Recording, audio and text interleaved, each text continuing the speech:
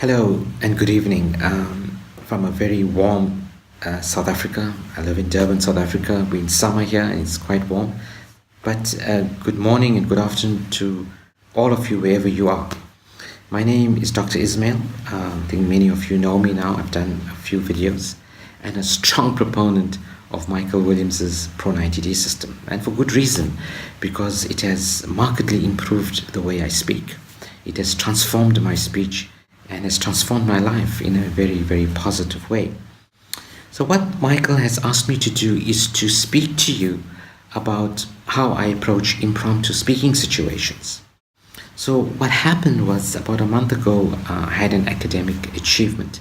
I was conferred a second PhD in fetal-maternal medicine, and I had to give many interviews, and these interviews were obviously impromptu. I didn't prepare for them, but they went really smooth.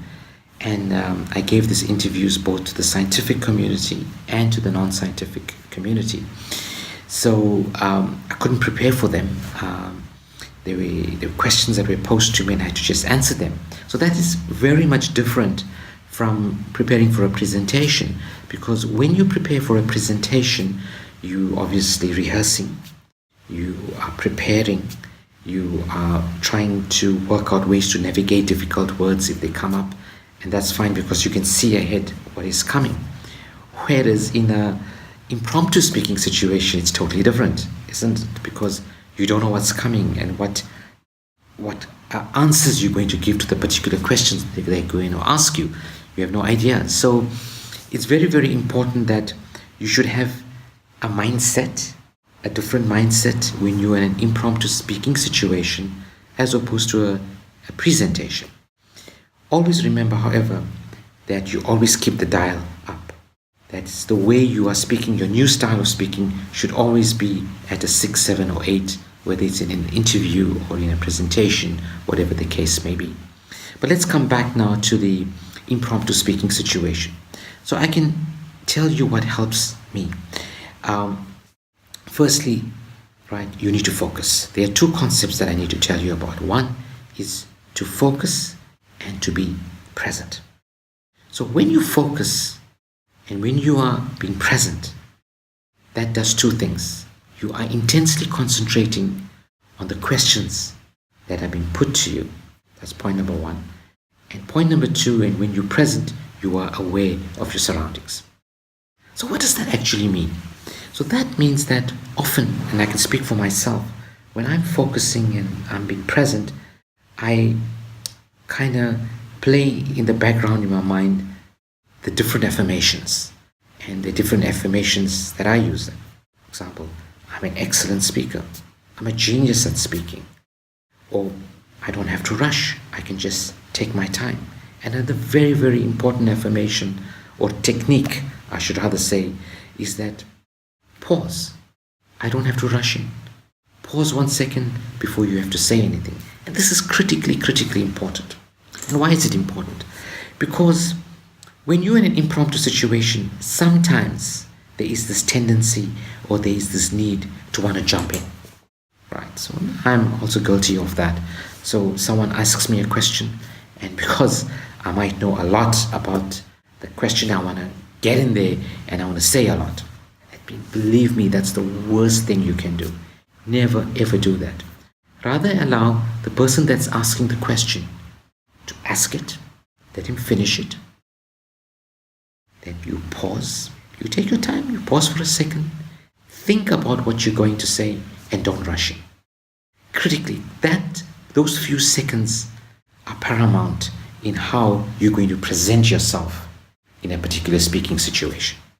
So, someone asks you a question, you're focusing, you are being present, you're listening. He finishes the question, you pause for a second or two, think about the question, and then in a split second try and formulate what you're going to say. And the best way to answer any question is to try and simplify it.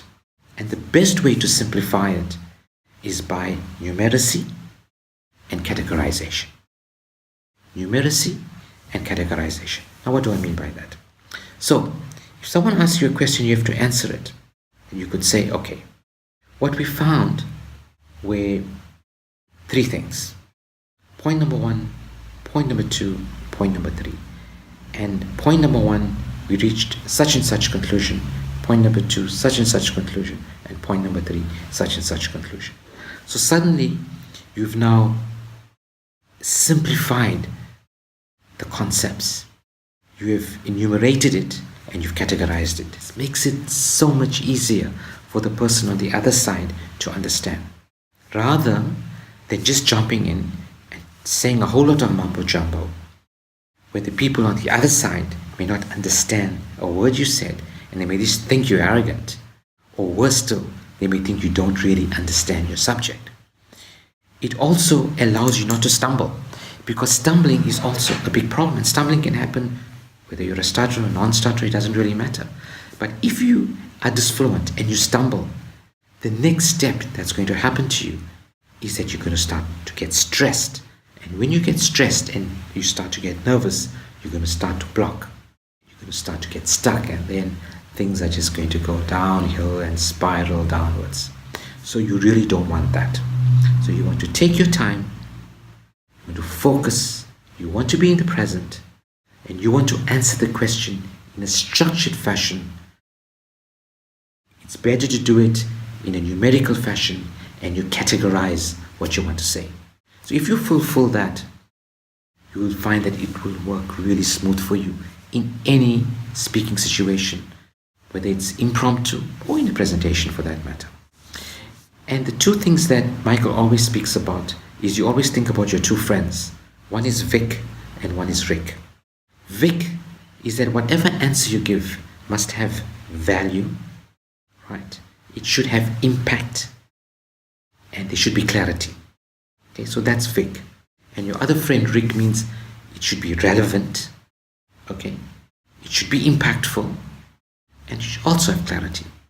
So you put all of these concepts together: focusing, being present, structuring your question, numeracy, categorization, value, impact, and clarity, relevance, impact, and clarity.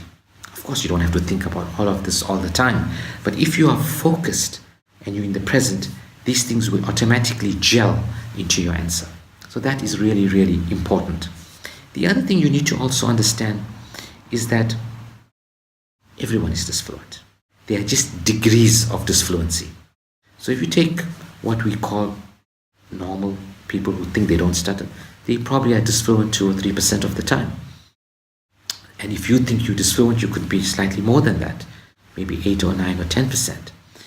But I can tell you what, everyone is disfluent. So if you do get disfluent, or you do stumble, or you do block, you shouldn't be hard on yourself. You should it's just a block on the road. Just get over it. And do not let that become part of your identity and say, oh, now what have I done? And be hard on yourself, because that's the worst thing you can do. Because then your confidence is going to go down.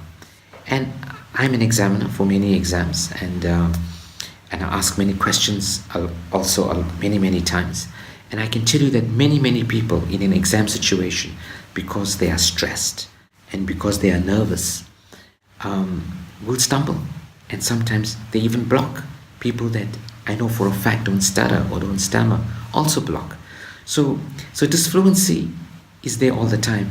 But the beauty part of Pro 90D is that it does not concentrate on the stuttering aspect, right? We don't worry about the stuttering aspect.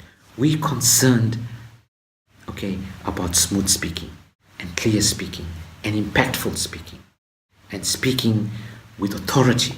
That's what the Pro 90D system is speaking about. Because when you do the Pro 90D system and when you employ it, it is creating new neural networks in your brain. It's not trying to correct your old disfluent self. Yes, your old disfluent self is a dominant self because you could have been speaking disfluently for decades, and you've got this new speaking style that has to compete with the disfluent style. But if you focus, right, and you immerse yourself, and you have this intensity of trying to promote your your new speaking style and your fluent speaking style, soon it will override the disfluent speaking style. So your focus should never be on trying to cure stuttering or treat stuttering or manage stuttering. No. It's for you to create new neural pathways, right? And new techniques and new neural formations in your brain to speak clearly and fluently. And that should be your aim. The other issue that I want to speak about is, when I'm talking a lot to professionals who could be anybody, could be doctors, engineers, lawyers, whatever, and sometimes they have complex situations and they find themselves in complex situations. How do they deal with that? Or they get asked a question and now they have to answer. And I often find that people could be very intelligent and they know their work in whatever field. But when you ask them a question, sometimes you just don't get a good answer from them. And sometimes you say either they don't really know their work, or they don't understand what they're saying, or the person is just being arrogant. So as a professional, I think it's very, very important that your communication skill has to be right up there. You have to be right up there, because I always say nobody can read what's in your head, but they can only hear what you are saying and how you articulate what's in your head. So it's very, very important for professionals to be able to communicate well. And the Pro 90D system not only does that, help you do that, not only does it help you create smooth speech, clear speech, excellent speech, competent speech, authoritative speech, impactful speech, all of these words.